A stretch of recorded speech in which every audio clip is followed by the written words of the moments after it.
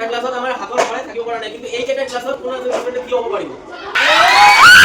এতিয়া আমি এটা প্ৰ্যাকটিক্যাল কৰিম এই কাপ বিলাক কেনেকে ওয়েট দিব পাৰে ইয়াত কি দিছো চাপ মানে মই কি দিছো ফোৰ্স দিছো ফোৰ্সটো কোন পৰা আহিল ইয়াত থকা ওজন মোৰ হাতত থকা ওজন এই ওজনটো আৰু মাধ্যাকৰ্ষণ শক্তিয়ে দিয়া ওজন এই ওজনটোৰ লগত এই ওজনটো যেতিয়া চাপ পৰিব তো আমাৰ ডাঙৰকে দিছো নাই এটা কি হৈছে এটো ভাঙি গৈছে ঠিক আছে সকলো বুজি আছা কথাখিনি এই এটা কাপত মোৰ হাতৰ ওয়েট ৰাখিব পাৰিছে নেকি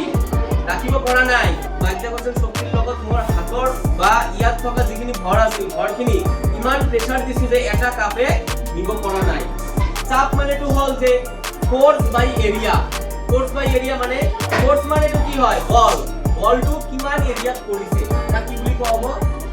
চাপ বুলি কব এই বলটোৱে মই যদি ইমান ডাঙৰ এৰিয়াত দিও কিছু হয় একো হৈছে ইয়া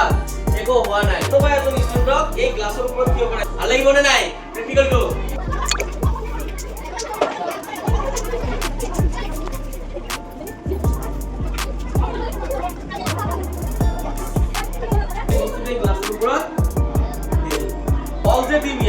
এই বল দিয়াৰ কালিটো বহল হৈছে নে নাই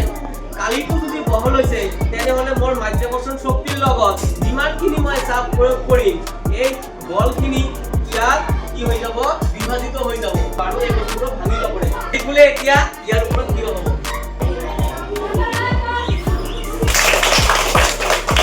কালিগুলে পৰিছে নে কি ইয়াৰ পৰা